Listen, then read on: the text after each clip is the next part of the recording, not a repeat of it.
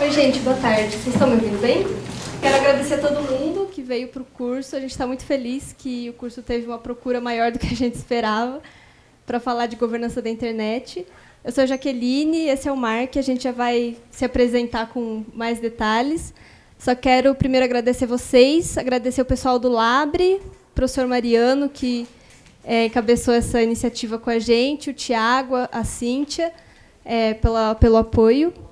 E dizer que eu estou muito feliz de estar aqui começando esse curso com vocês, porque há poucos anos atrás eu estava me formando em RI aqui, e comecei a pesquisar esse tema meio que sozinha, com muita iniciativa do professor Mariano, um tema novo, né, que a gente não tem ali na grade curricular, né, às vezes passa alguma coisa por cima.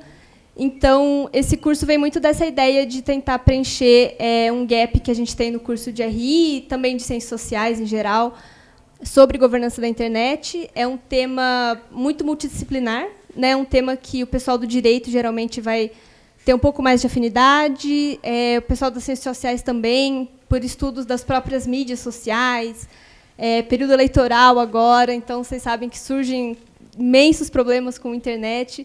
A gente vai tentar falar um pouquinho de cada um desses temas aqui. É um curso que a gente pensou como realmente introdutório, por isso a gente está chamando de introdução à governança da internet. A gente não vai aprofundar em nenhum tema em específico, mas sim tentar trazer um panorama geral de um pouco de história da internet, de como que começou essa governança, do porquê que a gente usa esse nome, governança, e tentar trazer isso muito para a realidade das RI. Então, tanto eu quanto o Mark, a gente está atuando, né, nesse campo profissionalmente. Eu com um pezinho ainda na academia, fazendo meu doutorado, e um pezinho fora, no terceiro setor, o Mark no setor privado. Então, a gente quer trazer um pouco dessas perspectivas também para vocês verem que tem um campo imenso, assim, tanto na academia quanto fora dela. Quem sabe incentivar, quem tiver interesse em fazer pesquisa, em seguir essa área. A gente acha que é uma coisa que está aí há alguns anos já, né, despontando, e é um tema muito, muito, muito de RI. Então, para falar rapidamente para vocês sobre mim, eu me graduei aqui em RI, depois fui fazer o mestrado no Santiago Dantas, também pela Unesp. Estou atualmente fazendo meu doutorado em Ciências Sociais, onde eu pesquiso governança da internet e instituições internacionais. E estou trabalhando numa ONG, na Associação Data Privacy Brasil, então quero trazer um pouco também dessa visão do terceiro setor, do ativismo em direitos digitais. E estou super à disposição para conversar com vocês depois. Depois vou passar os slides, e-mail e tudo mais. E agora eu vou passar para o Mark. Tudo bom, pessoal? Sou Mark, eu me graduei em RI, depois insisti em RI, fiz no Santiago Dantas meu mestrado, ainda pensando num tema que eu já tinha puxado, de internet, mas durante essa investigação do mestrado, eu acabei conhecendo a Heiko, que é a administradora dos nomes e domínios da internet, acabou virando o tema da minha dissertação de mestrado, e hoje em dia eu atuo como conselheiro nessa instituição. Basicamente tudo que é www.alguma coisa é problema deles. A gente vai discutir ela mais para frente, ela é uma organização internacional interessante. E, além disso, eu atuo com a minha consultoria, Governance Primer. A gente basicamente faz consultoria voltada a temas de internet, mas com um pé muito forte em saúde e outro pé em multilingualismo. São as coisas que a gente mais trabalha e, novamente, bastante calcado em RI. É mais ou menos esse meu látis aí. No Brasil, principalmente, a gente vê que esse tema é bem dominado pelo pessoal do direito. Muitos juristas lidando com essa leva que veio desde o Marco Civil da Internet no Brasil, mas a gente vê também uma emergência de ter profissionais das RI, de ter internacionalistas no tema.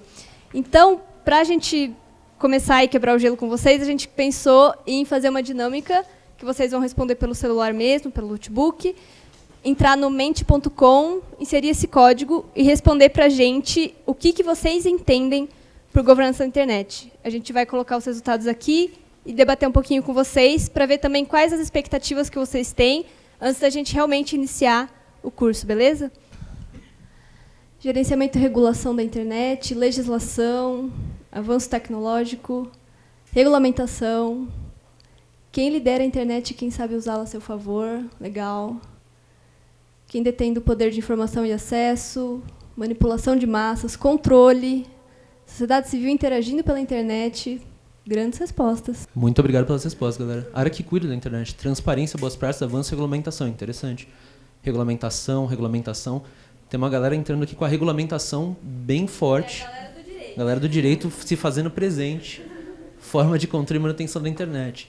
Eu acho que tudo está certo, né? Basicamente, assim, vamos entender que tem 3 vieses sendo puxados aqui.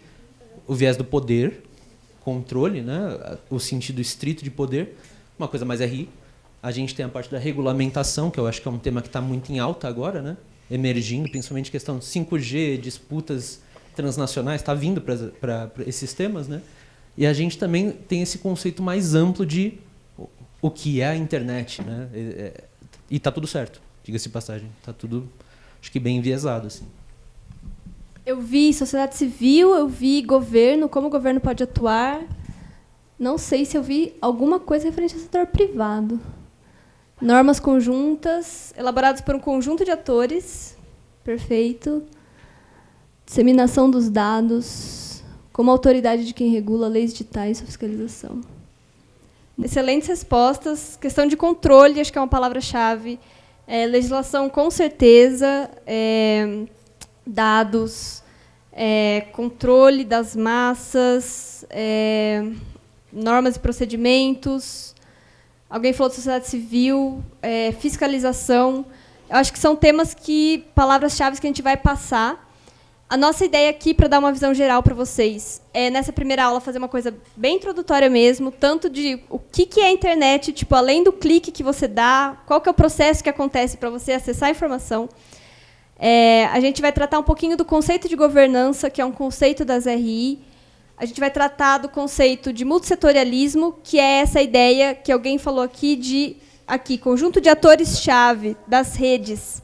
A gente pode falar de governança em rede. Então, exatamente, você ter o governo é um ator, você ter setor privado, outro ator, você ter sociedade civil, outro ator, você ter acadêmicos, outro ator, você ter uma comunidade técnica, que é a comunidade epistêmica, né, como outro ator. Então, a gente vai tratar um pouco desses conceitos hoje.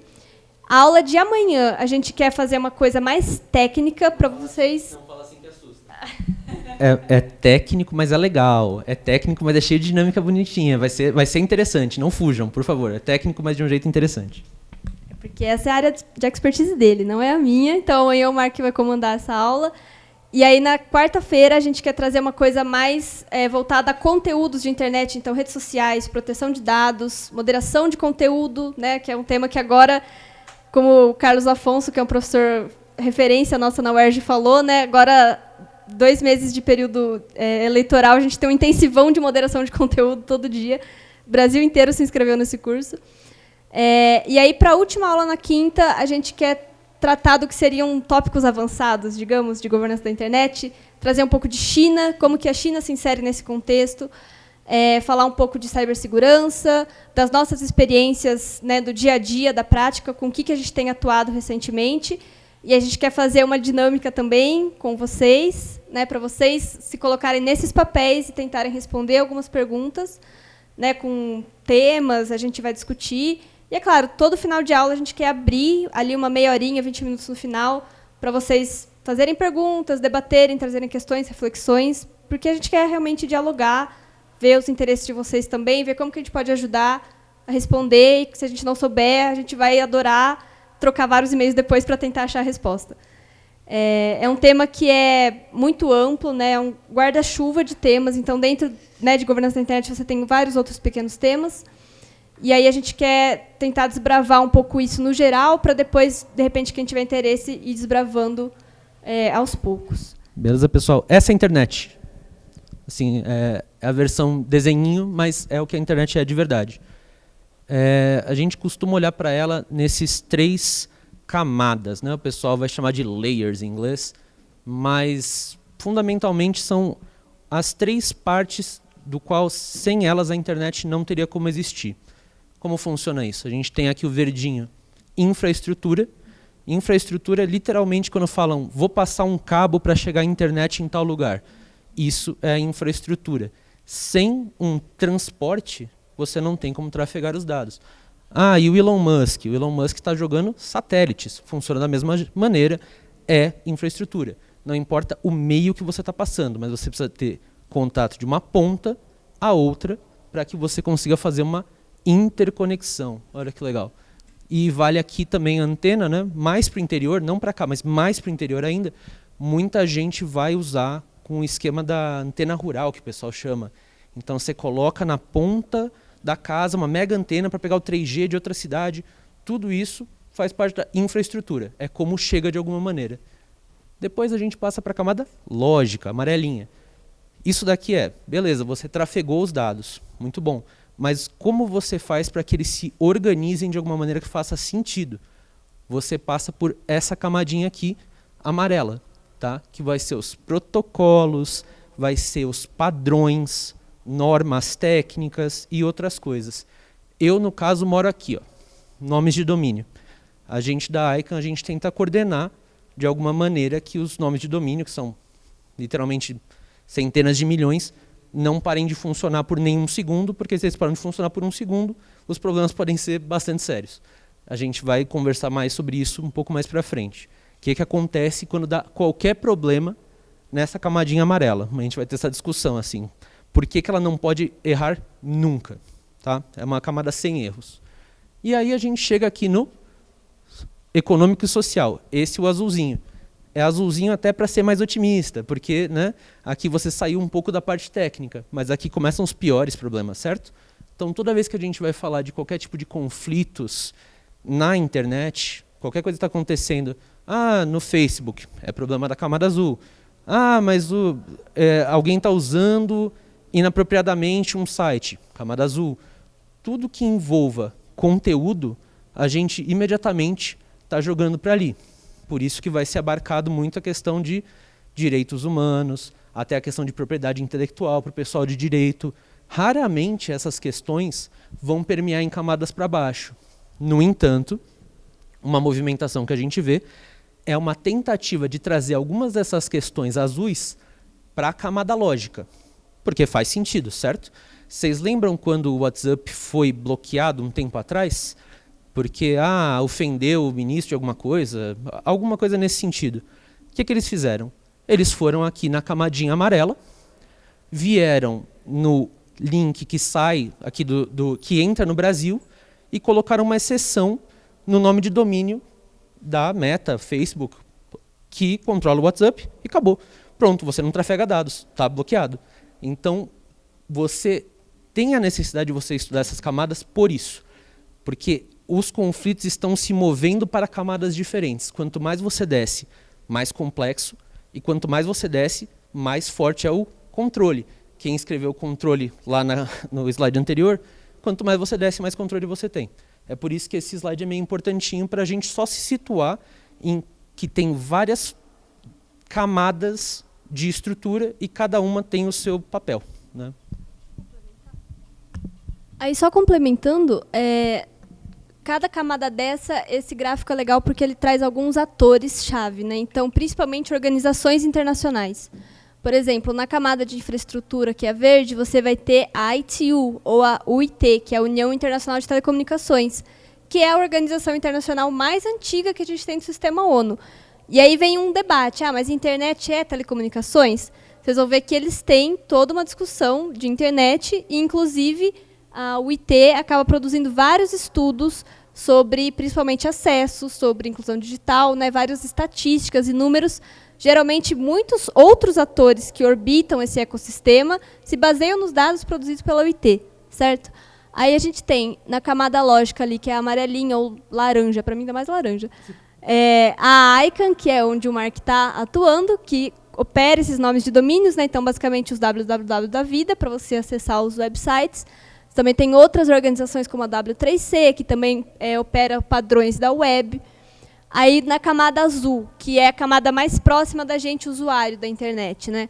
Você tem, por exemplo, organizações como o IGF, que é uma organização que a gente vai falar melhor na quarta-feira, que é o Fórum de Governança da Internet, né? Então, o Internet Governance Forum, que é um espaço que a ONU criou para que políticas públicas de internet pudessem ser discutidas, envolvendo múltiplos atores, né? A ideia do multissetorial que a gente vai retomar daqui a pouquinho. Você tem organizações como o NET Mundial, que foi um evento que o Brasil sediou em 2014, que o Brasil basicamente criou junto com a ICANN, que infelizmente não teve uma continuidade, mas que foi um momento muito importante em 2014, e eu vou dar todo esse contexto melhor nas próximas aulas. UNESCO, OCDE, então organizações internacionais até mais tradicionais, como a OCDE, produzindo recomendações de políticas, produzindo estudos, trazendo dados para alimentar, para subsidiar esses outros atores, né? Então, criando espaços de diálogo para esses atores interagirem e acordarem ou desacordarem em uma série de recomendações, de políticas sobre, por exemplo, a OCDE tem trabalhado muito em proteção de dados, interoperabilidade. Então, como que diferentes legislações de proteção de dados vão se conversar e vão permitir que um fluxo de dados aconteça de forma segura entre um país e outro, entre um ator e outro, como que as empresas têm que se adaptar. Então, a OCDE vai lá e faz todo um manual de instruções que as empresas podem utilizar para se adaptar a determinadas legislações e como que essas leis se conversam. Então, vocês vão ver que é uma coisa assim, complexa. Quando você abre assim, o OCDE, você começa a ver os subgrupos de trabalho, inúmeros atores, os ramos, e aí cada espaço tem um espaço determinado para os atores conversarem. Por exemplo, você tem o comitê da sociedade civil, e ali você tem representantes da sociedade civil organizada, como de entidades não governamentais, ONGs, e não só ONGs, né, ligadas à internet, mas ONGs, por exemplo, de proteção à infância, que vão, né, discutir questões de proteção à criança e ao adolescente na internet, questões de saúde, questões de meio ambiente, como que a tecnologia e o meio ambiente estão relacionados. Então, você vai ter vários subgrupos de trabalho que vão ter um espaço para a sociedade civil ou para o setor privado ir lá, fazer a sua contribuição, e aí, se essa contribuição vai ser ouvida e levada para os representantes ministeriais da OCDE, é uma outra história. Mas tem toda essa escadinha, essa hierarquia, que a gente pode se inserir para tentar trabalhar, ter esses debates e tentar algum resultado no final. Às vezes, o melhor resultado é não ter um retrocesso. Isso é uma coisa que a gente, na sociedade civil, vai ver muito no campo de governança da internet. Porque todo dia você vai ter, a gente brinca muito que é apagar incêndio, né? Todo dia, algum governo ou algum ator vai criar um incêndio que a gente vai tentar apagar, né? Seja por uma censura, seja por uma legislação aprovada de um modo totalmente errado, ou um projeto de lei que está sendo discutido, e a gente olha e fala, nossa, mas isso é muito desastroso, aí vai correr para tentar não aprovar daquele jeito. Então, o trabalho da sociedade civil é muito pautado nisso. E aí você tem uma série de campos de organizações que, quanto mais você está inserido, melhor, porque você vai ter mais redes de contato, você vai entender mais o que o cara da outra camada lá está falando, e está argumentando para você conseguir dialogar e fazer uma política, uma recomendação que realmente atenda a todo mundo, que realmente tenta harmonizar e criar um resultado que seja, no mínimo, né, ok para todo mundo. Nunca ninguém vai sair 100% satisfeito, nunca. A sociedade civil vai querer mais, o governo vai querer puxar mais para o lado dele, mas o multissetorialismo é basicamente isso. É todo mundo sentar na mesa, tentar colocar suas posições e sair num consenso assim, mínimo, que no inglês, né, a gente até usa um termo que é o rough consensus. Isso é um termo clássico de governança da internet, você tem alguns autores falando sobre isso, porque você não realmente atinge um consenso, e você não tem um sistema de votação em que a maioria decide. Então, isso é só para vocês terem uma ideia assim, desse panorama, né, dessas organizações. E aí, agora, a gente vai fazer uma experiência mais prática com vocês, para entender um pouquinho de funcionamento da internet e depois voltar para esses conceitos, para vocês também não ficarem cansados de ouvir a gente falar. É a dinâmica do tráfego de dados. Pô, ninguém nem vai fazer E comigo. Ótimo. E se eu falar que Vale Ferreiro Rocher melhorou? Aí sim, né? Os voluntários e voluntárias que vierem aqui me ajudar com essa fantástica dinâmica, que eu prometo que não é pagação de mico, ela é literalmente legal, vão ganhar Ferreiro Rocher. Então, galera, eu sou um usuário, tá? Oi, eu sou um usuário. Eu tenho um celular. O que eu vou fazer? Eu vou pegar um conteúdo. Ele está dentro desse envelope. Por que um envelope? Porque transferir dados pela internet nada mais do que isso. O pessoal chama de pacotes ou packets. É nada mais do que um envelopinho contendo a sua informação.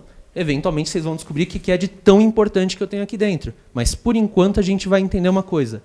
Como faz da hora que eu clico no meu celular para a hora que volta? Vocês já pararam para pensar nisso? Eu sei que parece mágica, mas não é. É um pouquinho mais complicado do que mágica. Então, o que eu faço? Eu, usuário aqui, cliquei. Pá. Imediatamente eu vou aqui para a nossa amiga, é a camada de aplicação. É literalmente quando você abre seu browser, seu WhatsApp, seja o que for, estamos na aplicação. Aplicação, passa para apresentação. Apresentação é como isso daí vai se estruturar. Então, aquilo ali tem que ter uma forma. Vocês vão ver muito na internet o quê? HTML, né? Qualquer coisa ponto HTML, mas tem muitos outros formatinhos. Pode ser aquele JPEG que você mandou também, dá na mesma. Apresentação, passa para a sessão. Obrigado. A sessão ela vai fazer o quê? Ela vai dar um jeito de falar, ok, como eu transfiro isso para seja lá onde é que tem que ir? É uma pergunta boa. Esses são o que a gente chama de protocolos do meio. Isso daí vai estar geralmente no seu sistema operacional. Pode ser no meu celular? Pode. No PC? Pode. Sempre vai ter alguma coisa. Seção transporte, transporte, transporte. Obrigado. O que acontece no transporte? O transporte agora já sabe metade das coisas que ele precisa. Ele sabe o quê? Qual é o formato? Está vindo da onde? Mas aí ele vai começar com a outra coisa, que é como eu faço para chegar até onde eu tenho que chegar. Certo? O transporte ele vai pegar e vai jogar para a rede. Joga para a rede, joga para a rede. Obrigado. Ótimo. A rede vai pegar esse montão de pacotes. Não é só esse nosso pacote. Tem um monte de pacotes trafegando ao mesmo tempo pela rede. Um monte. Ela precisa decidir como ela chega, onde ela tem que chegar e como ela volta. Portanto, quando a gente fala a rede das redes, a internet é a rede das redes, por quê? É um monte de rede trafegando essas coisas, certo? Mas a rede pode parar aí? Não. Ligação de dados, vamos, obrigado. Aqui você já está no limite, tá? Aqui são máquinas gigantescas, do tamanho dessa sala aqui, que elas operam 24 horas por dia, torando para fazer funcionar a rede. Tá? Quando você ouvir falar de mainframe, palavra meio antiga, mas ainda usa hoje em dia. É isso daqui. Você está ali no limite, né? A gente chama de aborda. E aí, finalmente, física, obrigado. Lembra da camadinha verde? Agora a gente chegou no cabo, a gente chegou no satélite do Elon Musk, a gente chegou em algum lugar, certo? Beleza, chegamos aonde a gente tinha que chegar, só que tem um pequeno problema. Tem que voltar, volta tudo, vem. No meu celular, chegou a coisa mais importante, que eu mais queria da minha vida, uma foto do deputado federal Tiririca. Tá? Era esse meu sonho. Eu usei toda essa infraestrutura global para ver uma foto do Tiririca me dando um joinha. Tá? Mesma coisa para os memes, mesma coisa para seja lá o que for. Ó, o cara é bonito, vamos admitir pelo menos essa parte. Aí você pensa, isso é para tudo que eu faço? Sim, isso é para tudo que você faz, por incrível que pareça. Qualquer coisa que você for fazer vai envolver isso. Sim, mas vamos criar problemas. Como o pessoal voluntário aqui já está especialista, a gente precisa adicionar um a mais, certo? Senão vai ficar muito fácil Ferrero Rocher. A gente vai adicionar aqui uma coisa super legal. Cliquei no meu celular. Pá, aplicação, muito obrigado. Normalmente você faria o quê? Você passaria para a apresentação, correto? Só que a gente vai fazer uma coisa melhor. Você vai encriptar esses dados. Aham. Agora minha preciosa foto do Tiririca está encriptada. O que eu fiz aqui? Eu joguei um monte de informações diferentes em cima dela.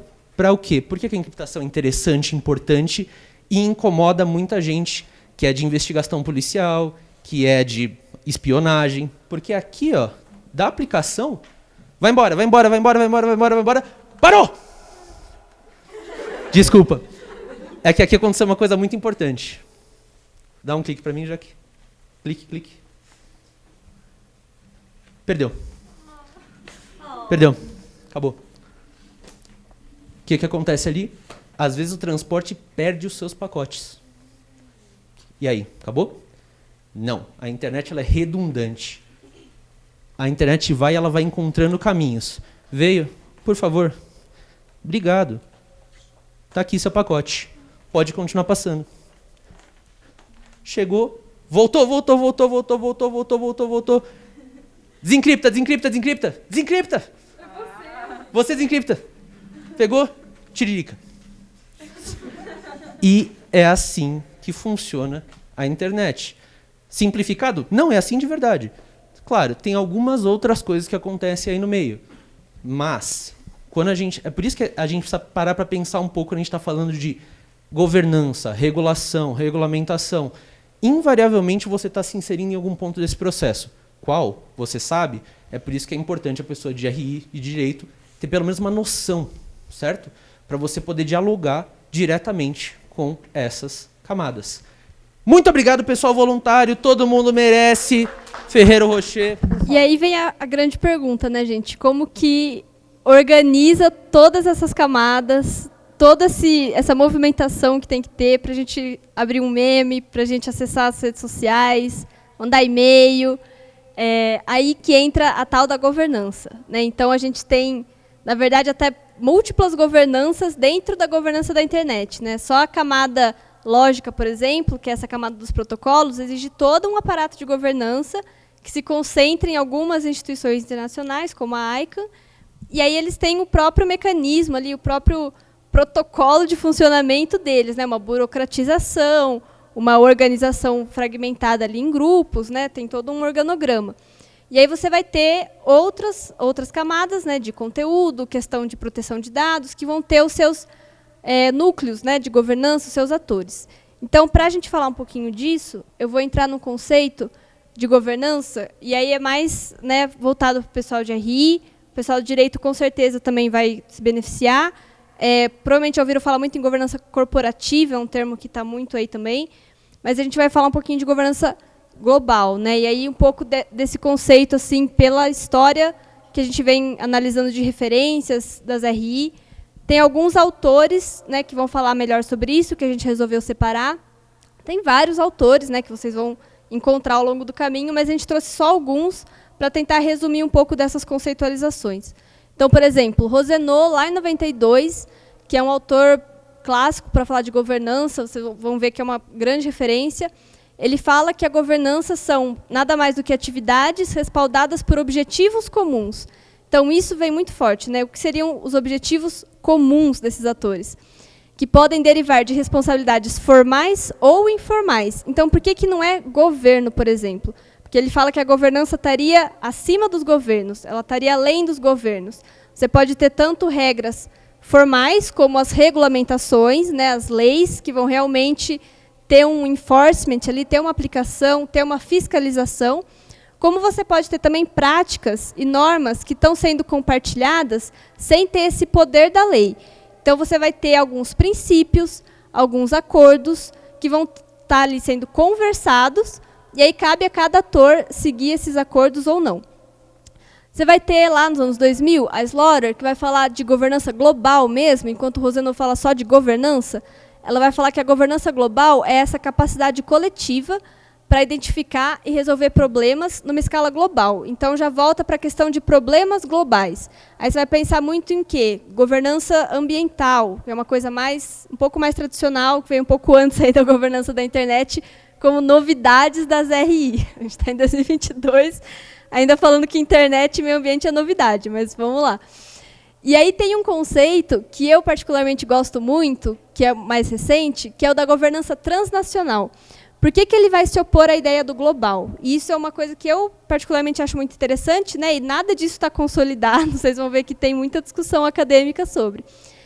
O global, esses autores, Gomes e Merchan, eles comentam que o conceito de global vai remeter mais a um global único. Então, todas essas expectativas, esses objetivos comuns, vão girar em torno de um global único. Enquanto que, na verdade, a gente não tem o mundo inteiro em torno de um objetivo comum, né, ou alguns objetivos comuns. Você tem interesses diferentes, você tem contextos diferentes para aplicar esses objetivos. Então, ele vai falar em governança transnacional para atender essas particularidades contextuais de uma determinada região, de um determinado ator, né, de um determinado setor, de repente. Então, ele vai falar que é esse emaranhado de relações entre atores públicos e privados, e dando essa importância das particularidades contextuais. Uma coisa muito legal de reparar é que, em todas essas definições, esses autores vão falar, você tem atores públicos e privados. Então, não é uma coisa que está só no multilateral, não é só os estados que estão conversando. Você vai ter os estados, mas você vai ter o setor privado também, você vai ter representantes da sociedade civil, acadêmicos que estudam isso, que são especialistas na área, que podem ir ali e dar o seu input. Normalmente, a governança da internet ela age desse jeito, ela foi construída desse jeito, até porque ela iniciou, né, a internet se iniciou com acadêmicos. E aí vocês vão ver que, hoje em dia, isso está um pouco mais difícil de acontecer. Porque acontece uma coisa que, né, os acadêmicos da nossa área estão chamando de retorno do Estado. Mas isso eu vou deixar um pouquinho para mais para frente. Agora, o que a gente tem que entender é que tem esse emaranhado de atores, acho que essa palavra é bem legal. E aí você vai ter um outro autor que eu acho muito interessante a gente trazer, que é o Michael Zerne. Esse cara está com esse artigo de 2018 que chama Contested Global Governance, que ele produziu nesse Centro de Ciências Sociais de Berlim, que hoje é um centro referência em estudos de internet. A gente conhece várias pessoas que estão lá, muitos brasileiros, pessoas do mundo inteiro estão indo para lá. Então, quem está procurando uma bolsa sanduíche aí, uma BEP da vida, anota esse nome, porque é uma referência. Então, o que ele vai falar? No meu uso, ele diz, governança global aponta para o exercício da autoridade através das fronteiras nacionais, justificado com referência a bens comuns ou problemas transnacionais. Então, ele une tanto a questão, né, do objetivo comum, de um bem comum, como você ter os problemas globais. E aí ele fala que a governança corresponde a um ato comunicativo. Então, o que ele quer dizer com isso? Ele toca muito no ponto da transparência. Ele fala que um ato comunicativo, por exemplo, seriam duas nações, duas superpotências virem a público firmar um tratado contra a proliferação de armas nucleares, por exemplo. Isso seria uma questão de governança global. Mas se você tem alguns atores que, numa portinha fechada, vão conversar um acordo que muita gente não vai saber o que é, isso já não seria esse ato comunicativo. Então, ele vai pegar muito a questão da transparência, de trazer a público, de envolver a sociedade, envolver o maior número de atores possível. E aí ele vai fazer algumas ressalvas. Ele vai falar, nem sempre essa governança trabalha para o bem comum. Então, aí você vem uma discussão do que seria um bem comum, do que seria um bem público global. Tem vários artigos já sobre isso, a internet como um bem público global, o direito ao acesso à internet. Isso é um tema já que a gente está cansado de ouvir. A própria ONU, desde os anos 2000, vem tratado do direito ao acesso, do direito à internet. Aí ele vai complementar, né? Dentro dessa governança, você tem alguns pontos de autoridade e hierarquia.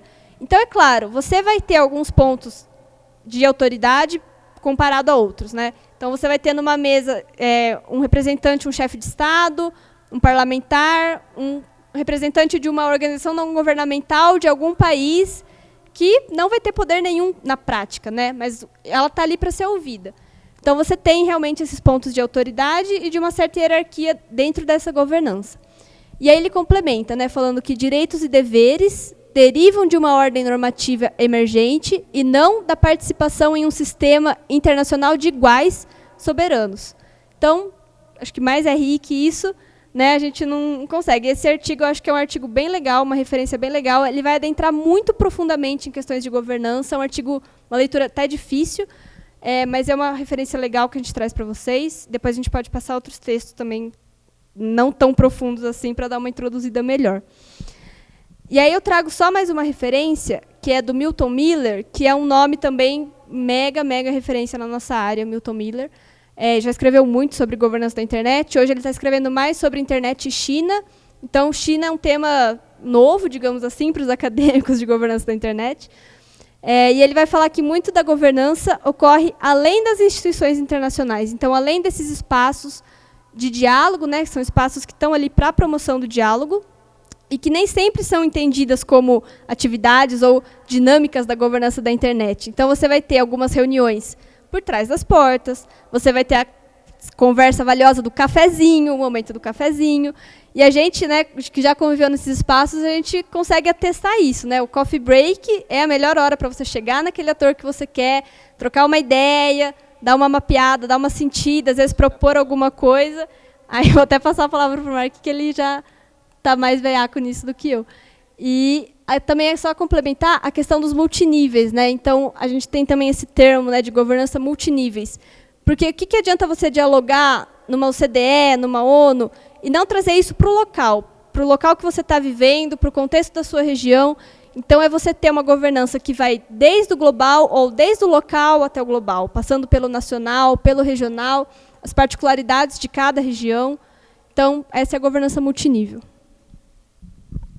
Dica para quem não for se focar só no setor acadêmico. Eu tenho uma consultoria de governança global agora. De onde ela surgiu? Do céu? Não, literalmente, coffee break. Eu ia nessas reuniões internacionais, tem umas bolsas massa lá que se aplica, e são relativamente fáceis de passar, na verdade não são tão competitivas assim. Você vai lá e eu pegava e começava a conversar com as pessoas. Você tem algum problema? Posso fazer? Posso resolver? Posso não sei o quê? Fiquei os últimos 7 anos fazendo isso e, de alguma forma, agora eu estou até com, uma estrutura legal. Como? Né? Então, o mercado de RI, às vezes, né? O pessoal de direito está mais encaminhado, geralmente. Mas o mercado de RI, geralmente, como é que eu faço? Tem problemas globais muitos para serem resolvidos e muita gente que precisa de soluções. A questão é muito difícil de você acessar eles enquanto indivíduo, né? Você pensa assim, como é que eu faço? Eu vou entrar numa empresa, que não sei o quê. Às vezes tem um caminho direto, tá? Você achar um ator que seja da sua especialidade. Sou especialista em lei ambiental, sou especialista em conflito de drogas. Vale muito a pena o profissional de RI ele ter a iniciativa de chegar nesses atores. Tem receptividade, eu posso garantir, porque literalmente minha carreira é construída nisso. Então, para vocês que estão se inserindo no mercado, sempre pensem nisso. O ator não precisa necessariamente vir a você. Você pode chegar lá no ator e oferecer uma coisa para ele, mas porque ele vai te falar não. Assim, então, grande coisa, você vai para o próximo, alguém vai falar sim eventualmente. Então, fica a dica aí da parte mais mercado mesmo. Mas voltemos à academia. Aqui a academia não tem muito não, vou falar de prática. Vou falar de multissetorialismo, que é esse conceito que eu já introduzi para vocês, né, de você ter vários atores de setores diferentes dialogando. Então, basicamente, Estado, setor privado, sociedade civil, são esses 3 que a ONU reconhece, digamos assim, como multissetorialismo. Mas você pode ter desdobramentos desse multissetorialismo. O que é sociedade civil? Você pode ter acadêmicos, você pode ter comunidade técnica, você pode ter, dentro da sociedade civil, setores que atuam com coisas diferentes. Setor de saúde, setor de finanças, setor de educação. Então, o multissetorialismo ele é muito, digamos, fragmentado. E aí, é claro, ouvir todas essas vozes é uma dificuldade. O que compõe, né, toda essa governança, essas peças? O próprio setor privado fragmentado. Você não tem um setor privado único, né? Você tem as Big Techs, por exemplo, que são essas empresas multimilionárias, né? Facebook, Amazon, Google, Apple, as empresas chinesas que agora estão chegando no mercado, a Tencent, a Alibaba, Huawei, né, que foi o protagonista aí nos casos 5G. E aí cada setor privado vai ter, né, o seu interesse, cada entidade privada. Então você vai ter essas Big Techs, você vai ter pequenas e médias empresas que geralmente vão ter interesses muito diferentes, porque elas vão ter dificuldades diferentes, elas vão ter desafios, né, elas não vão ter as mesmas facilidades do que as Big Techs, por exemplo. Governo, como que o governo está fragmentado? Você vai entrar numa reunião, por exemplo, você é um representante acadêmico. Você vai entrar numa reunião com o cara do staff do gabinete do deputado fulano. Isso é um ramo do governo. Até você chegar no deputado, já vai ser uma conversa. E aí esse deputado pode levar um projeto de lei para o legislativo, por exemplo. Um outro caso, você pode falar com o Ministério Público Federal, e aí eles vão incidir uma ação sobre um outro ramo do governo. Você pode falar com o pessoal que está, não sei, no FTC, que é o Federal Trade Commission, né, que vai fazer os casos de antitrust contra essas grandes empresas lá nos Estados Unidos, né, que seria o CAD aqui do Brasil. Então, você tem diferentes núcleos que, às vezes, vão ter interesses parecidos, e aí vai facilitar o diálogo, e, às vezes, vão ter interesses diferentes. E um vai depender sempre do outro, né? Na internet está tudo muito emaranhado. Uma ação que você toma hoje vai afetar a outra pessoa amanhã, que às vezes você nem imaginou que fosse afetar. Então, essa é a grande dificuldade. Ao mesmo tempo, ela dá uma certa legitimidade, porque é aquela questão da transparência, é uma questão de accountability, que é uma palavra que está aí um pouco na moda, né? É uma questão de você prestar contas. Então, você está tomando uma ação, você quer prestar contas às pessoas que estão envolvidas com você, que vão ser afetadas por isso, de como esse processo e como essas ações estão sendo feitas. Então, você vai ter uma legitimidade maior ao colocar todos esses atores na mesa e dialogar, do que você ter um ator que vai falar, vai ser desse jeito e acabou, e vai colocar uma lei lá, e é isso, o resto tem que obedecer, quem não obedecer, dançou. Uma outra questão que está muito forte relacionada ao multissetorialismo, e que aí o pessoal do direito pode até me corrigir se eu falar besteira, é da corregulação, ou regulação responsiva. É uma teoria que está aí falando que a própria ANPD aqui no Brasil está usando, que é a Autoridade Nacional de Proteção de Dados. Você vai regular junto com o regulado. Então, você não vai ter uma entidade de fiscalização que vai simplesmente multar quando o ator regulado escapar da lei. Né? Então, você tem uma empresa, você processa dados dos seus clientes, você tem que estar em dia, né, em ordem com a LGPD, que é a Lei Geral de Proteção de Dados aqui no Brasil.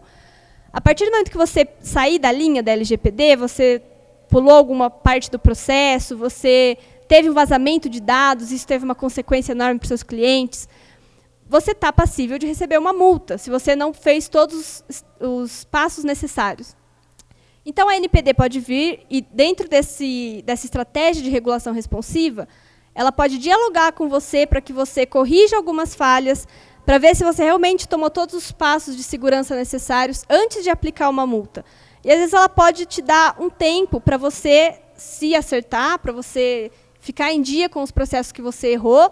E aí, se no final desse processo você ainda não estiver em dia, ou você não corrigir os erros gravíssimos que foram cometidos, aí ela aplica a multa.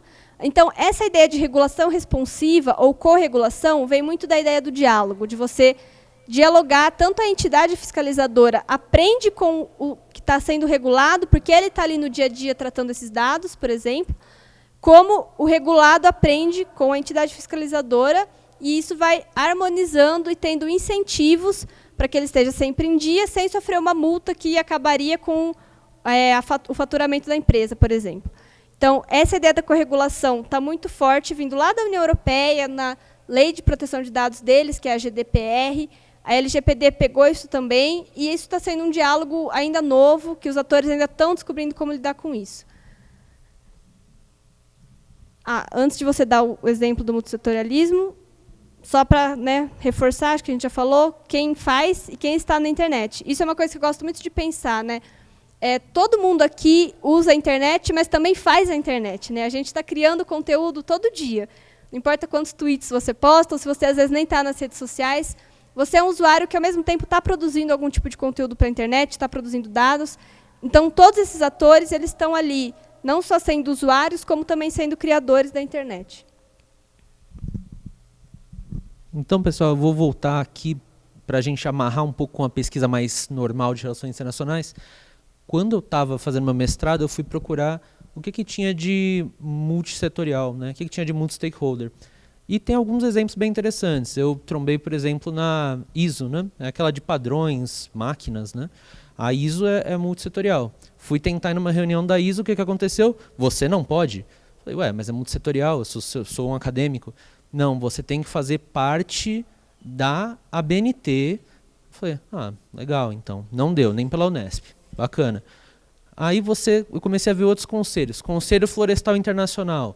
Posso ir como acadêmico interessado? Não, você tem que ser parte de um organismo de florestas globais e não sei o quê. Comecei a perceber uma seguinte coisa.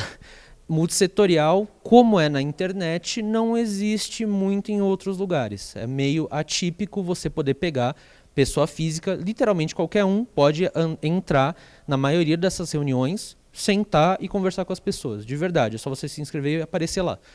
Então, vamos trazer o exemplo ainda mais próximo da gente, que foi o que eu achei mais interessante, assim, FIFA. O que é a FIFA? A gente não pensa na FIFA como um organismo multissetorial, certo? A gente só pensa como um antro de corrupção global.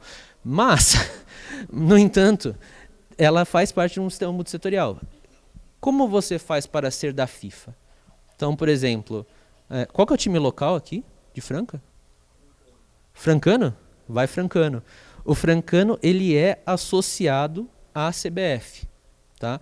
Tal qual os outros times. São Paulo, Flamengo, todo mundo é associado à CBF. Eles são entidades, pequenas organizações que se filiam à CBF. A CBF, por sua vez, é afiliada ao organismo latino-americano de associações de futebol, que esse, por si só, é afiliado à FIFA. Então, assim, é uma cadeia de atores com uma hierarquia pré-estabelecida, na qual tem a célula menor e vai até a célula maior. Então, lá a CBF conversa com as outras associações de futebol e decide as regras que vão vigir, seja lá no que for. No multissetorialismo de internet é diferente. Essa questão hierárquica, ela praticamente não existe. Ela vai ser uma hierarquia, vamos dizer assim, velada. Primeira vez que eu fui numa reunião e sentei nesse esquema de, pode sentar aí. Evidentemente que ninguém ouviu uma palavra que eu falei. Mas você vai estabelecendo o quê? Uma autoridade técnica ou uma autoridade carismática, e eu puxando Weber, né, que é a base do que eu penso. Você tem que trazer algum tipo de autoridade para aquela mesa, seja pela sua pesquisa, seja porque você se relaciona bem, seja porque você é de uma empresa que patrocina alguma coisa, e aí as pessoas começam a ter um reconhecimento horizontal de você. É bem normal ter essas discussões que você vê o ministro fulano discutindo com o gerente de produto da Microsoft, discutindo com o líder de uma ONG indígena menor. Certo? Uma ONG pequena. Isso é normal. Ou uma ONG gigantesca com um cara que é chão de fábrica da Microsoft. Normal. O que importa é o que essas pessoas têm a agregar naquele debate. E elas acabam emergindo por causa disso. Quanto mais as pessoas fazem essas contribuições, mais elas acabam sendo envolvidas. Então essa que é a diferença maior que eu encontrei na questão do multissetorial. Sim, no multissetorial tradicional você vai ter essa participação de múltiplos atores.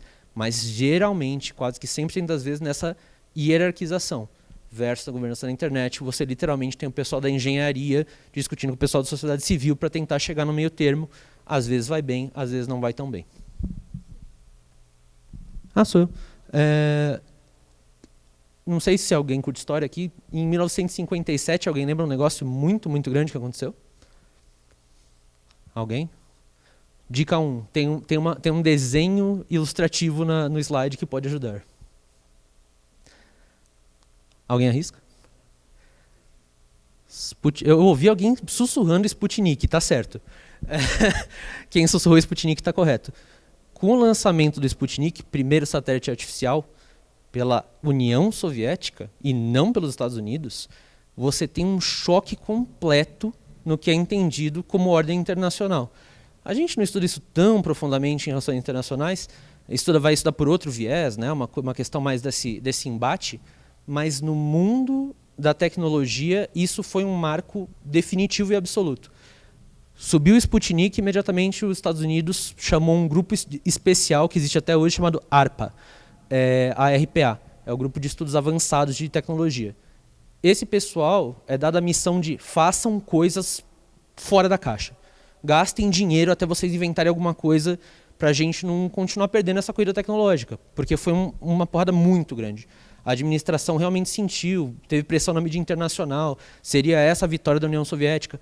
Então, assim, do ponto de vista dos Estados Unidos, eles tinham que começar a correr atrás do prejuízo. Eles viram o quanto estavam defasados e criaram a ARPA.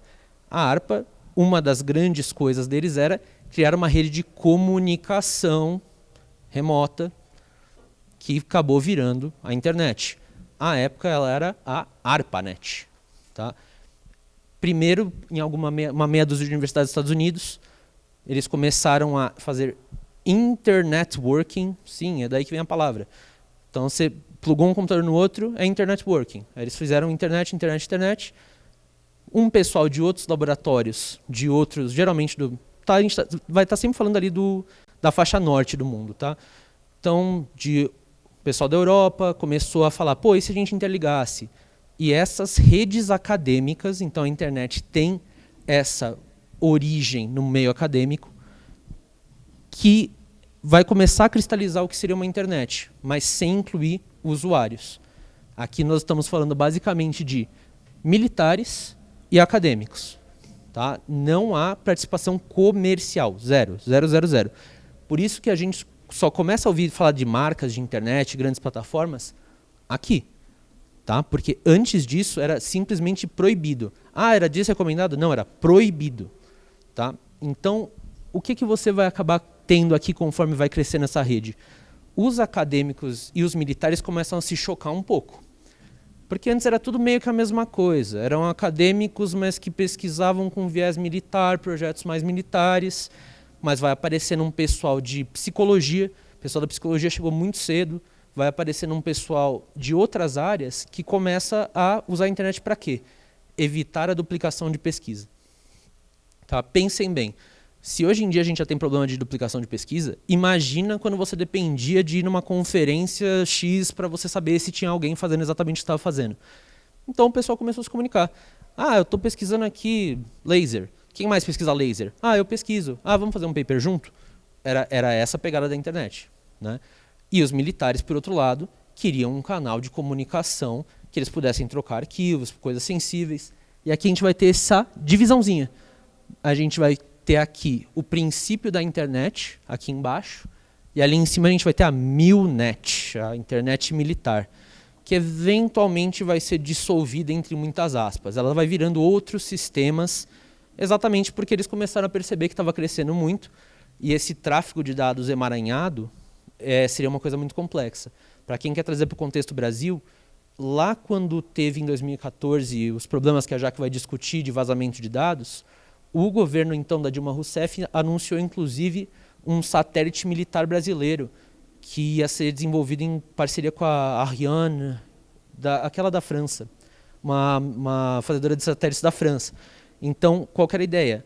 Subir um satélite que fosse dedicado só a trafegar a informação militar do Brasil. Flopou, mas a ideia é interessante. Então, assim, essa ideia de separação militar e acadêmica, agora a sociedade geral, ainda existe em certa parte, mas por muito tempo ficou perdida. Tá? Você vai ver aqui nos anos que a Jaque vai falar mais, fica tudo meio misturado, e aí, conforme a internet começa a assumir uma importância muito grande para os governos, eles falam, meu Deus, o que é isso? Eles começam a querer separar de novo. Tá? Então, pensem em uma coisa que primeiro ela diverge, depois converge, depois diverge de novo. Quer que eu siga? Me interrompe, tá? Então, a gente vai... Eu estava lá, né? Suas jovenzinhas, sua Gen Z. Então aqui a gente começa a pegar e juntar tudo de novo. Qual que é a grande ideia? A empresa chega lá e fala, olha, seria super legal se eu pudesse usar isso para vender um produto, né? Mesmo que seja um produto de uso limitado, que seja. E começa a se discutir, será que essa rede ela tem potencial para alcançar todos? Porque, em paralelo a isso, eu juro que eu não vou entrar muito fundo nisso, uma parte, tinha uma rede de usuários sendo desenvolvida em paralelo chamada BBS. Tá? Os pais de alguém talvez tenham acessado aqui no Brasil. O professor Mariano fez parte de uma BBS, professor? Você viu acontecer, né? É exatamente isso. Tinha essas pequenas redes semi-autônomas de usuários por telefone. Isso começou a evidenciar uma vontade das pessoas de consumir a internet. Porque se elas estavam fazendo desse jeito tosco, baseado... Sabe, uma pessoa comprava uma linha de telefone, todo mundo discava para essa linha e você deixava mensagens estilo fórum, assim. Era isso.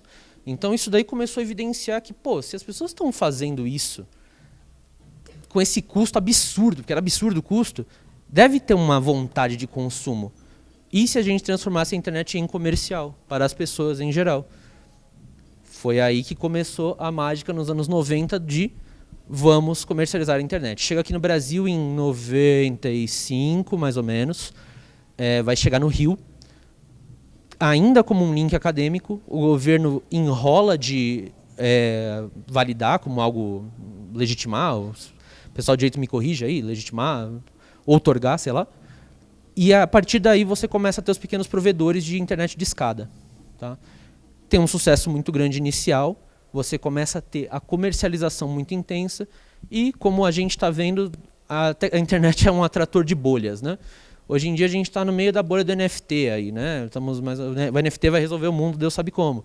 Mas sempre tem uma coisa que vai resolver alguma coisa. E aqui não foi diferente. Foi a crise do .com. Tá? O pessoal começou a chegar com ideias geniais, tipo pets.com. Nós entregamos ração para o seu animal na porta da sua casa. Legal, mas será que um site inteiro pode funcionar nessa premissa? A resposta é não. Mas o pessoal do Essa Próxima Promessa investiu dinheiro de capital, de VC Capital, como é que é em português? Capital de Venture Capital, capital de investimento. Jogaram um monte de dinheiro lá no pets.com. Obviamente esse negócio não ia dar em nada, fizeram isso com mais, literalmente, centenas de websites que iam lá e captavam dinheiro numa proporção absurda. Alguma hora alguém olhou e falou, tá, e o retorno? Não tem retorno. Então aqui em 2000, 2001, a gente tem quebra a bolha do .com. Ela explode basicamente assim, com notícias na mídia. Acabou a internet. A partir de agora, essa rede já mostrou tudo o que tinha para mostrar. A mídia estava errada, mas que assim, que aquilo ali foi um experimento de o que era uma internet comercial e da onde que poderiam emergir modelos, foi. Porque quem que saiu vencedor disso daí? Amazon. Eles sacaram. eBay também. Eram modelos de negócio que se validaram ali, enquanto outros modelos de negócio se provaram completamente inviáveis. Foi o grande teste de fogo para que a internet poderia servir naquele momento. Né? Depois a gente vai ter as ondas da internet. Né? Vai ter a Web 2.0 e agora, teoricamente, tem uma Web 3 que, sinceramente, não vejo qual que é a grande diferença de você usar blockchain nesse momento. Blockchain pode ser muito útil num outro momento, mas vou voltar um pouco à linha do tempo. E retorno do Estado? Aí a gente chega na internet que a gente está mais familiarizado, né? A nossa geração, assim, vocês que são mais jovens, redes sociais, anos 2000, 2010 principalmente, e muito por conta do quê, né? Acho que o que popularizou muito essa fase da internet foi isso aqui, smartphone. Smartphone acessível, todo mundo começou a ter, tem um boom de redes sociais, e aí vem a história do cercadinho, né? Então, lá no começo, a internet era uma coisa muito legal para os acadêmicos trocarem ideias, e seria um espaço livre dos governos, um espaço para todo mundo dar a mão e compartilhar coisas boas. Né? Era um sonho assim, muito utópico. Né? E aí esse sonho acabou praticamente nos anos 2000, pouco antes até talvez, porque veio as grandes empresas, né? Então, desde o Google, né, que foi crescendo, já lá no final dos anos 90 ele surge, cresce imensamente, principalmente adquirindo outras empresas, né, que fariam outras atividades que eles não faziam. Aí vem o Facebook, em 2010 para cá, e essas empresas transformam a internet num cercadinho. Né? Então, você tem vários espaços ali, né, só entra no Facebook, entra no Twitter, entra no YouTube, e você meio que perde o que seria aquela internet lá idealizada, né, nos anos 80, nos anos 70. E aí vem essa discussão das fases da internet, e junto com essa fase das redes sociais, da internet em cercadinho, vem um monte de problema. Vem vazamento de dados, uso dos dados de maneiras que você nem possa imaginar, que vão usar da sua personalidade para te manipular. Vem a moderação de conteúdo, vem político ter perfil em redes sociais. Então, o que uma autoridade política posta? Isso é fake news, isso não é, isso tem que ser removido. Vamos tirar o Trump do Twitter para sempre ou por quanto tempo? Então, todos esses probleminhas que vão surgindo vão exigindo uma série de demandas, né? As demandas vão surgindo por políticas, por até uma resposta para a sociedade civil que está ali no meio disso tudo, né? Que está consumindo essa internet, que está ajudando a fazer essa internet. E o Estado vai olhar para tudo isso, né, e vai falar, está me afetando, está afetando as minhas eleições, meus processos eleitorais democráticos. Né, você tem a manipulação das pessoas pelas redes sociais, pela coleta de dados. Então, tudo isso vai inaugurar aí um período que a gente assim, que estuda, né, os acadêmicos dessa área estão chamando de retorno do Estado.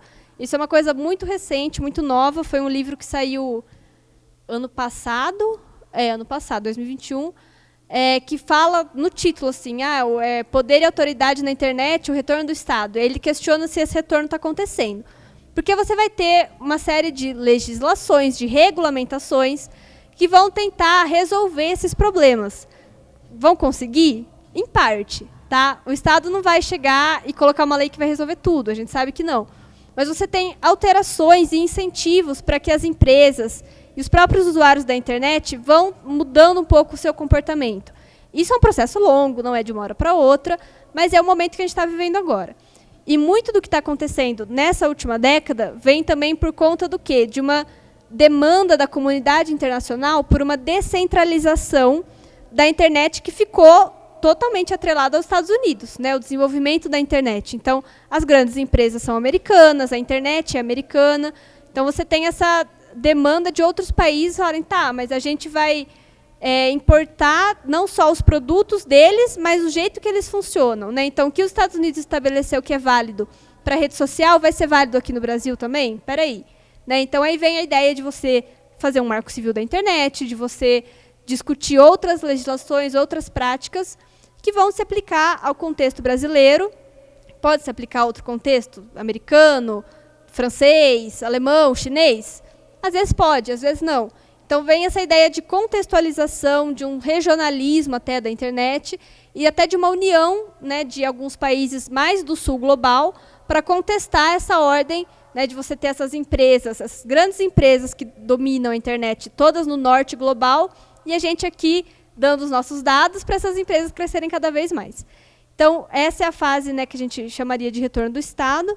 E aí eu vou entrar já na última parte, para não cansar vocês e a gente fazer um bate-bola aí de perguntas e respostas, que é só para falar um pouquinho de regimes internacionais.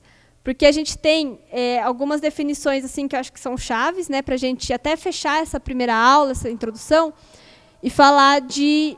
a gente falou de governança, né, e a gente falou, tem várias governanças, mas a gente pode olhar isso também, né, como internacionalistas, como múltiplos regimes. Né? Então, o que o Krasner, lá nos anos 80, veio falar que era regimes internacionais? Né? Ele fala que são conjuntos implícitos ou explícitos de princípios, normas, regras e procedimentos de tomada de decisão, nos quais as expectativas dos atores convergem em uma determinada área de relações internacionais, ou seja, internet. A gente sabe que dentro da internet tem um monte de áreas, né? Um monte de temas. Então, essa é uma definição clássica, né, de RI.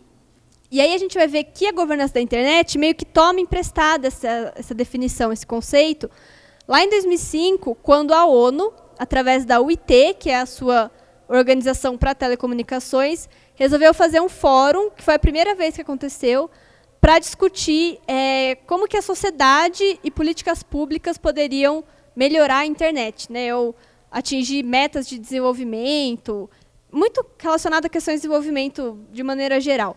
Então, lá em 2005, acontece essa World Summit of Information Society, que é essa sigla aqui, né, que é a Cúpula Mundial da Sociedade da Informação. E aí, como que eles vão definir um documento chamado Agenda de Tunis? Eles definem a governança da internet como desenvolvimento e aplicação realizado por governos, setores privados e sociedade civil, em seus respectivos papéis, de princípios compartilhados, normas, regras, procedimentos de tomada de decisão e programas que moldem a evolução e uso da internet. Então, vocês podem ver que é uma definição bem parecida, e eu destaco aqui que eles colocam em seus respectivos papéis para os atores. E aí você vai falar, qual que é o papel de cada ator? Pois é, venha trabalhar em governança da internet, vamos tentar descobrir todos juntos.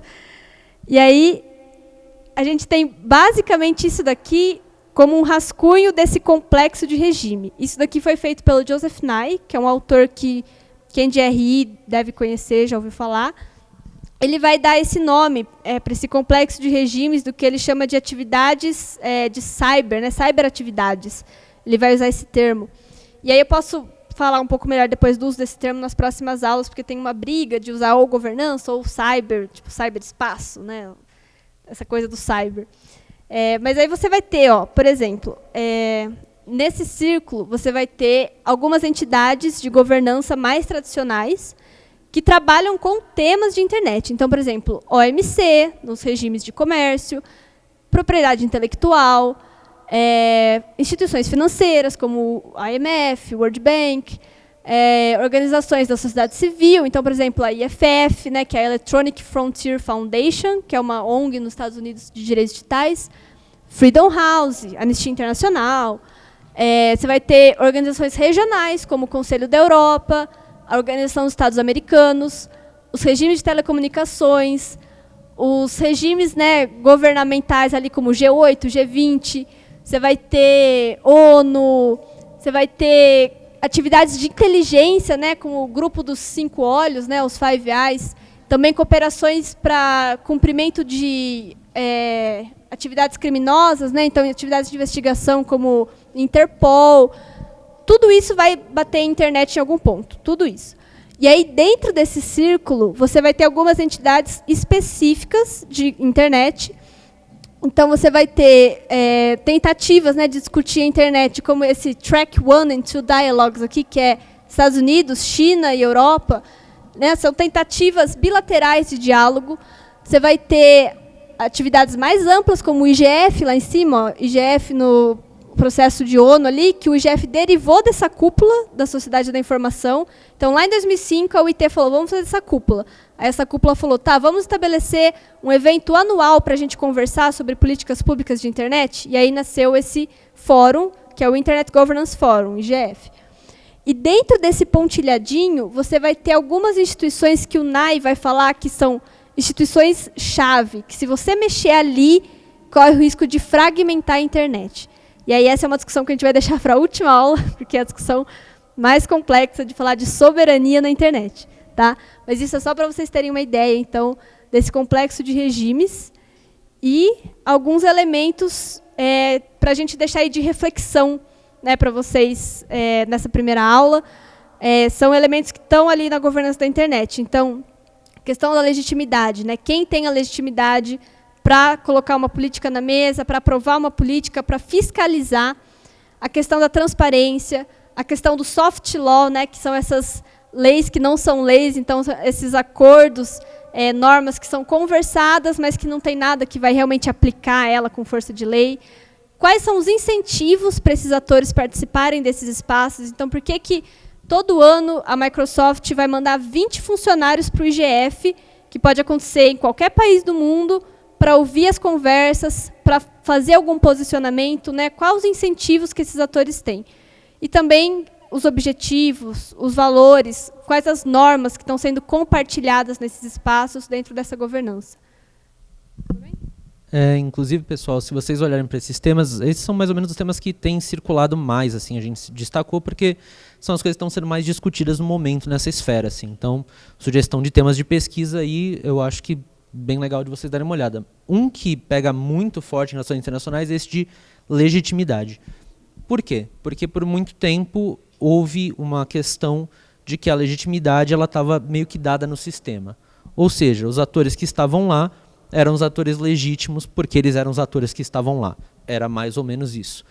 Dá um certo momento que começa a se questionar, pera, mas será que então o Estado não teria uma gerência maior sobre essas pautas? Será que talvez a gente não tenha que tratar isso de outras maneiras? Então, essa pauta da legitimidade ela vai subir gigantesca aí no meio dos anos da década de 2010 e agora ela entra com bastante força quando a gente vê esse embate aí do 5G, questão do Trump bloqueando as empresas chinesas de trazer o... Então, assim, o que é legítimo, isso daí vai entrar muito forte. Outra coisa extremamente forte é a questão dos incentivos. E esse daí vai para o pessoal, tanto de RI quanto de direito. Qual é o incentivo dos atores dentro das pautas? Tá, a gente estabeleceu que todo mundo pode sentar lá na mesa e debater uma política de internet. Show! Aqueles atores estão lá por quê? O que eles querem? Quem que financia aqueles atores? A pessoa que chega lá e fala, sou da sociedade civil. Ela é mesmo? Ou ela é alguém de um governo que é mandada como sociedade civil. Então, assim, existe toda uma cadeia de análises de interesses que ela é interessante de se fazer de um ponto de vista de estudar essa área. O que os atores estão fazendo lá? Sobre o que eles falam? Muitas vezes você vai ver os atores chegando e todos divergindo loucamente. E aí, numa segunda reunião, de repente, está todo mundo na mesma pauta. O que aconteceu entre uma reunião e outra? Certo? É aquele espaço dos coffee breaks que a gente estava discutindo. Então, legitimidade e incentivos, 2 temas assim fortíssimos mesmo, para quem quiser dar uma olhada nessa área, já fica aí uma sugestão mais geral. E agora eu queria muito ouvir comentários, dúvidas. Obrigado, pessoal. Eu gostei muito desse primeiro dia. Eu tenho, acho que, 3 perguntas principais nessa primeira rodada, que seria... Principalmente, quando surgiu o impulso para a discussão transnacional da governança da internet... melhor tirar a máscara. Quando surgiu esse impulso maior para a discussão transnacional da governança pelo setor privado e pelo Estado. Eu não sei se foi junto, se foi ao mesmo tempo, se houve um gap, né, um espaço temporal aí. E, por último, quais são os estados mais interessados na governança atualmente? E por quê? É isso, obrigado. Eu achei um comentário muito legal que vocês fizeram em relação aos dados de uma dinâmica econômica mundial na qual países mais desenvolvidos e que têm bastante desenvolvimento tecnológico, eles usam e abusam de dados de países menos desenvolvidos para criar modelos de machine learning, etc, etc. Eu queria que vocês comentassem mais um pouquinho em cima, que eu achei esse ponto muito bacana. Minha dúvida, vocês falaram, né, dos Estados Unidos como quem faz as políticas, né, pela internet, já que boa parte das empresas, né, está sob a legislação americana, né, estadunidense. Teve uma época, né, que a União Europeia começou a fazer também, né, leis sobre questões de internet. Então, eu queria saber se a União Europeia, né, se isso foi uma resposta da União Europeia aos Estados Unidos, né, digamos assim, uma espécie de controle da internet. Uma mais facinho que a outra. Temos mais? As políticas de segurança e de controle de conteúdo devem ficar por conta das plataformas ou pelas leis de cada país? Então, quando surge esse interesse, né, setor privado, eu não vou me aprofundar demais, mas o que acontece é o seguinte, tem a ver com a questão dos nomes de domínio. O que acontece? O nome de domínio, no começo, ele é visto como uma coisa sem valor. Então, era literalmente administrado por um cara, o John Postel. Ele era o cara dos domínios. Hoje em dia tem um sistema de governança com mais de 3 mil atores em volta disso. Na época, era o John Postel. E, literalmente, para você ter um domínio, você chegava nele e falava: "Oi, tudo bom, John? Queria um domínio." E ele colocava na rede. Era um arquivo de texto no qual estavam todos os domínios da internet, e isso daí era respondido dessa maneira. Inclusive, boa parte dos domínios de país, vou citar, para não citar o BR, o .ru, por exemplo, era amigos do Postel que chegavam lá nele: "Eu sou administrador de um sistema lá na Rússia, você pode me passar o .ru?" "Posso, claro." E é assim que vários acordos de nome de domínio foram feitos. Como começa a passar o tempo e passa a ser menos um negócio acadêmico, você começa a ter atores olhando para aquilo: "Ah, mas eu queria o comprar.com.br, né? Eu queria o comprar.com. Por que ele tem e eu não tenho?" Começa a surgir essa dinâmica de: então por que o ator tem direito a isso e o outro não tem? E nessa convergência começa a ter uma pressão muito grande sobre a administração estadunidense de tipo: tá, mas isso daí no fim das contas é um projeto acadêmico de vocês, certo? Então quem tem que decidir é vocês. Para de deixar o cara aí distribuir domínio e vamos montar um mercado. Eventualmente essa pressão leva à criação da Network Solutions 95, 96, que vai começar a vender domínio. E dali, pronto, tudo trava junto. Tá, tem um mercado, tem oferta, tem demanda, tem atores, tem quem queira, tem quem não queira, e dali você começa a montar essa coisa toda. Então podemos dizer assim, é uma pressão que sai do setor privado e começa realmente a incidir muito forte sobre o governo, e o governo se sente pressionado a: ok, então vamos transformar nisso num mecanismo comercial, ao invés de ser a lista do caderno do cara lá da Universidade de Berkeley, sabe? E por incrível que pareça, é bem assim mesmo. Não teve uma transição muito maior do que essa, né? Ouvindo dos próprios, foi assim mesmo. Aí, Thiago, você perguntou quais são os estados mais atuantes, né? Eu vou emendar a resposta sua com a da Cris, que ela falou da legislação americana e depois por que a União Europeia apareceu. Tem uma historinha sobre isso que eu vou contar na quarta-feira, mas eu vou adiantar. Que é, basicamente, eu vou admitir isso, mas vai ter discussão sobre isso. Culpa de um cara, que é o Edward Snowden. Então, quando o Edward Snowden, não sei se todo mundo conhece, ele era um funcionário da NSA, que é a Agência de Segurança Nacional dos Estados Unidos. Então, basicamente, todo um esquema de espionagem que o governo dos Estados Unidos tinha sobre pessoas, sobre empresas, né, e sobre até outros países, como o Brasil. Esse cara, que era funcionário, delatou, né, ele foi um whistleblower? Qual é a tradução de whistleblower? Ele divulgou, vazou as informações, isso, através de jornalistas, né, divulgando esse esquema de espionagem que os Estados Unidos fazia através dessas grandes plataformas. Então, por exemplo, pegar dados de servidores do Google, do Yahoo, na época apareceu. Então, através dessas empresas eram acessados esses dados. Isso tirou muito da legitimidade dos Estados Unidos. Então, essas empresas elas estavam sempre fazendo um lobby muito grande, tanto no Congresso americano, como na União Europeia ou em outros países, para que leis não passassem afetando as suas atividades, né, do dia a dia. E aí, a partir desse momento, esse lobby perde força, porque vem toda a mídia, né, vem todo um drama assim, real, né, que as pessoas fizeram sobre privacidade, sobre direito à proteção de dados. E a União Europeia, que já vinha há muito tempo tentando colocar alguns freios, digamos, nessas big techs americanas, mais ou menos com sucesso, foi a janela de oportunidade que ela falou, agora vai vir a lei que eu quero.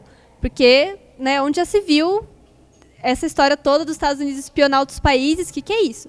Então, eles já tinham uma diretiva de proteção de dados muito forte, e a partir desse momento eles conseguiram reformular essa diretiva para ser muito mais pesada com as empresas. Então, tem toda uma ideia lá de proteção de dados, que você precisa do consentimento do usuário para coletar os dados, que esses dados têm que ser coletados para uma finalidade específica, que depois do tempo de uso que essa finalidade é cumprida, ele deve ser descartado, a questão de segurança da informação. Então, essa legislação europeia vem muito a partir desse momento, e isso acaba puxando outras leis, que é as discussões que a gente vê hoje, inclusive de moderação de conteúdo, da responsabilidade que as plataformas têm, aí já emendando outra pergunta, sobre o que pode e o que não pode, né? Então, quem regula é a plataforma ou é o Estado? Os dois, né? Eu acho que o Estado coloca as diretrizes, coloca princípios, principalmente, porque se ele colocar só o que pode e o que não pode, a lei vai ficar datada. Amanhã ela já vai ter uma coisa nova que não está lá. Então, uma lei principiológica, que parte muito de princípios como respeito à privacidade, respeito à liberdade de expressão, como é o Marco Civil nosso aqui, a nossa lei é muito elogiada por isso. Isso é uma lei principiológica que não corre o risco de ficar datada e que parte desses princípios para lidar com os novos casos que vão surgindo. Então, a União Europeia pega esse momento para despontar com essas legislações. E teve até um momento que o Brasil, e aí respondendo, né, quais países estão mais atuantes? O Brasil foi muito atuante na governança da internet, na governança global, foi um destaque. Nessa época do Snowden, né, o Brasil foi uma das vítimas da espionagem. Então, na época, o governo Dilma colocou um posicionamento muito forte. A Dilma cancelou a visita que ela faria à Casa Branca, então teve toda uma crise diplomática. E aí veio o Brasil se posicionar com uma carta de princípios, que é a Declaração NET Mundial, que foi esse evento que teve em 2014, reuniu setores do mundo todo participando, assinando essa carta, e a lei do Marco Civil da Internet, que aí sim, uma lei, né, que é aplicada, que tem uma fiscalização, tem multas, tem toda uma gradação de sanções sobre algum desses temas. Então, sobre proteção de dados, sobre responsabilidade de intermediários, né, que é você punir a plataforma se ela não cumpre uma decisão judicial de retirar uma postagem, por exemplo. Então, você tem alguns países que, em alguns momentos, estão participando mais, outros menos. Hoje, o Brasil está participando menos.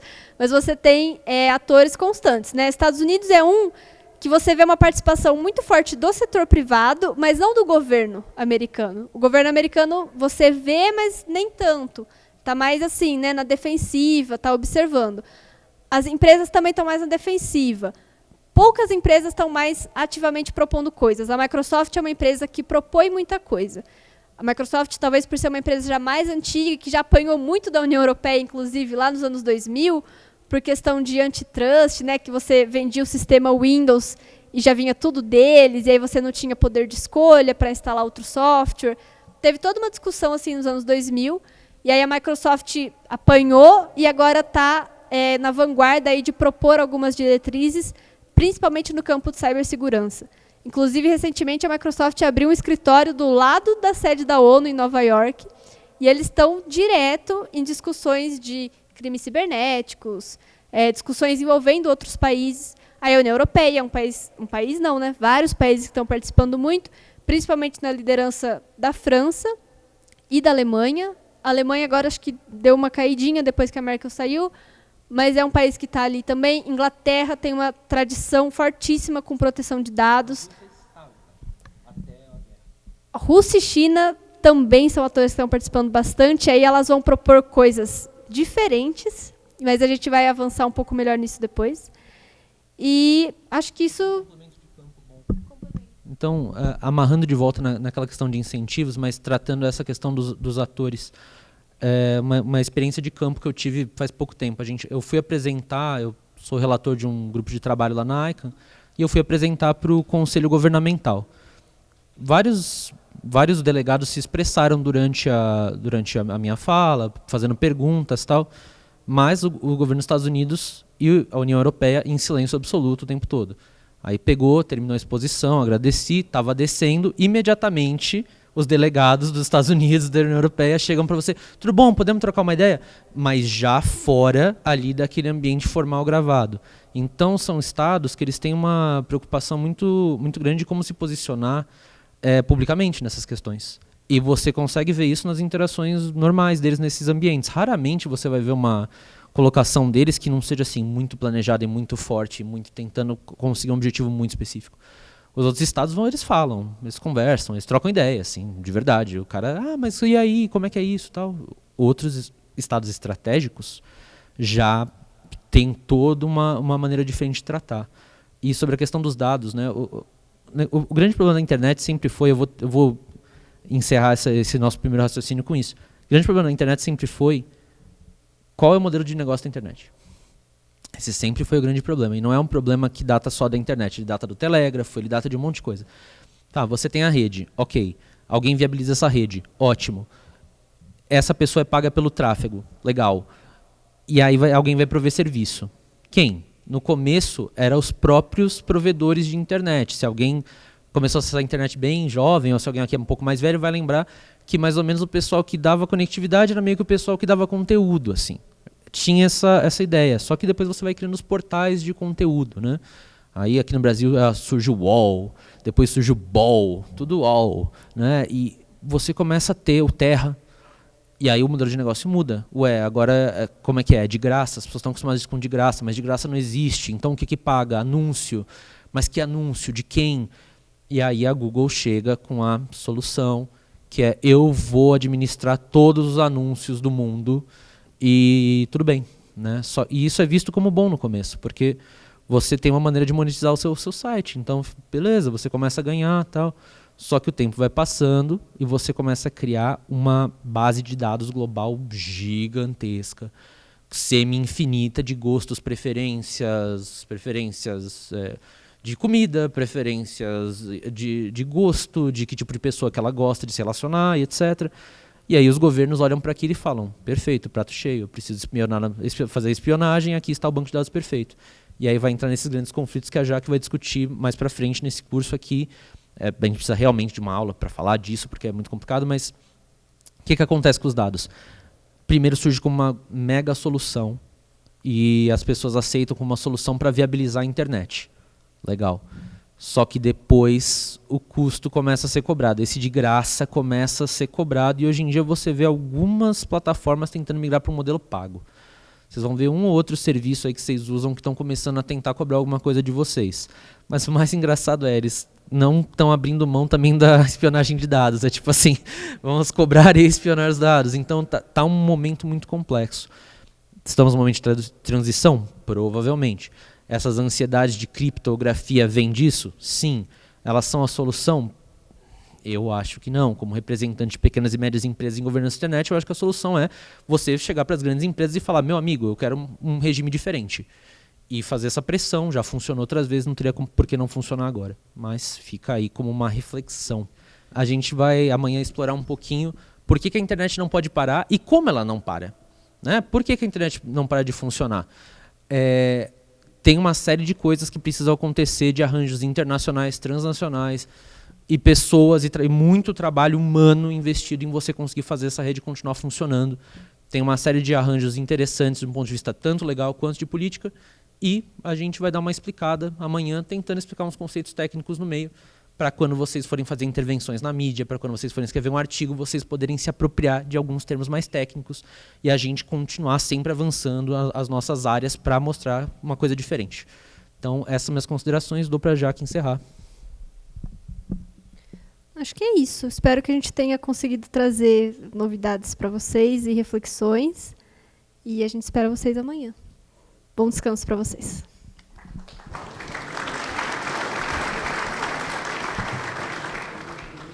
E estamos super disponíveis. Quem quiser o e-mail, a gente passa. Depois a gente vai mandar os slides também.